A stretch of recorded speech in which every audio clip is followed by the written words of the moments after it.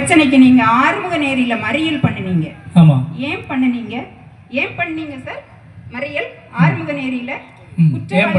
குற்றவாளிக்கு தண்டனை கிடைச்சிடாதாங்க கூடிய ஆதங்கம் எல்லாருக்கும் அந்த ஆதங்கம் தானே, அதை தப்பு அப்படின்னு சொல்ல வரல.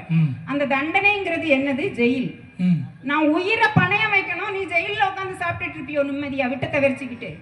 இல்ல இது தண்டனையா? இந்த பலவந்தப்படுத்தக்கூடிய ஒரு மனுஷனுக்கு ஜெயில்ங்கிறது தண்டனையா? அது சுகபோக வாழ்க்கை. 3 நேரம் மூக்கு பிடிச்ச திட்டுக்கிட்டு இங்க குழந்தை செத்து போச்சுதே. நீங்க இந்த தண்டனை நீங்க இத கொஞ்சம் நீங்க எல்லா ஆண்களும் படிக்கணும். அடுத்த நாட்டுல படிச்சு பாருங்க, இதுக்கெல்லாம் தண்டனை என்ன அப்படிங்கறத நீங்க படிச்சு பாருங்க.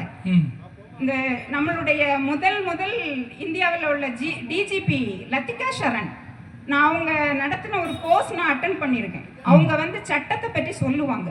இந்த ரேபிஸ்ட் இந்தியன் லால இருக்கக்கூடிய சட்டத்தை பற்றி அத்தனையும் சட்டப்படி பலவந்தப்படுத்துறது தான் இன்னைக்கு இருக்கக்கூடிய உலகம். இதுக்கு நீங்க உண்மையான ஒரு மகளை பெற்ற ஒரு அப்பாவா இருந்தால் இந்த தண்டனைக்காக நீங்க போராடணும். பாட்டு படிக்கிறீங்கல்ல, தாயே தாயே மகளன வந்தால் நான் அம்பானி ஆகிறேன், நீ அப்பாவா இரு. நீ அம்பானி ஆக வேண்டாம், அப்பாவா இரு. இந்த எந்த பொண்ணு நான் சொல்றேன், உங்களுடைய எந்த மகா மனைவி மாதிரி இல்லாம உங்க அம்மாக்கு மூஞ்சி வச்சுட்டு இருக்காங்க?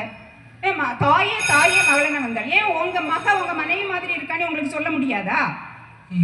இந்த நாமுத்துக்குமாரோட பாட்டை நீங்க கொண்டாடுறீங்கல்ல, மகளை பெற்ற அப்பாவுக்கு தெரியும் முத்தம் காமம் சார்ந்தது அல்ல. நான் சொல்றேன், மகளை பெற்ற அம்மாவுக்கு தெரியும் முத்தம் காதல் சார்ந்தது அல்ல.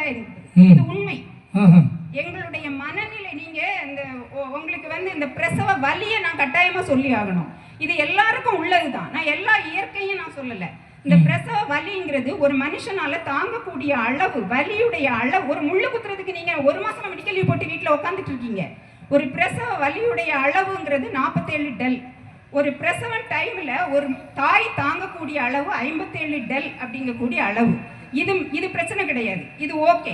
ஆனா ஒரு குழந்தை பெத்த பிறகு என் சந்ததி வேணும்னு அடுத்த குழந்தைக்கு தயாராகி நிக்கிற பாருங்க ஒரு பெண், இது தியாகம். எங்களுடைய மனநிலை இப்ப எப்படி இருக்கும் தெரியுமா? நான் பிறக்கிறதே சாபம்னு நான் நினைக்கிறேன்னா, நான் பிறக்கணும், நான் திருமணம் பண்ணிக்கணும், மகளையும் பெத்துக்கணும், அந்த மகளை நான் அந்த உலகத்துல பத்திரமா வளர்க்கணும். இப்ப என் மனநிலை எப்படி இருக்கும் தெரியுமா? என் குழந்தைய நான் ஒரு பெரிய ஒரு கட்டுவிரியன் பாம்பு வச்சுக்கோங்க.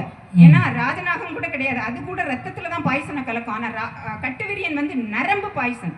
இந்த கட்டுவிரியனுடைய துரத்தலுக்கு பயந்து நான் ஒவ்வொரு ஸ்டேஜ்லயும் பொத்தி இதுதான் பொத்தி வளர்க்குறது.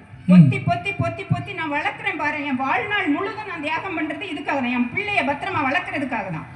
நான் ஒரே ஒரு விஷயம் சொல்றேன் நடுவர் அவர்களே, நெல் வயலுக்கு ரோஜா கூட களைதான். எங்களுடைய வாழ்க்கையில் நீங்க ரோஜாவாவே இருங்க, ஆனா நாங்க ஒவ்வொரு ஸ்டேஜ்லயும் ஒவ்வொரு கட்டுவிரியனையும் கடந்துதான் வர்றோம் அப்படிங்கறதா எங்களுடைய வாழ்க்கை நிலை. உண்மை. இதைத்தான் நான் சிவன் கிட்ட கேட்டேன். யாரோடு நோகேன் ஆர்க்கெடுத்து உரைக்கேன் ஆண்டனி அருள் இல்லையானால் வார்கடல் உலகில் வாழ்கிலேன் கண்டாய் வருக என்று அருள் புரியாயி. இது தியாகம். இந்த வேண்டுதல்னா எங்க அத்தனை பெண்களுடைய வேண்டுதல் என்று கூறி தியாகத்தின் மொத்த உருவம் பெண்கள் தான் என்று கூறி முடித்துக் கொள்கிறேன். நன்றி.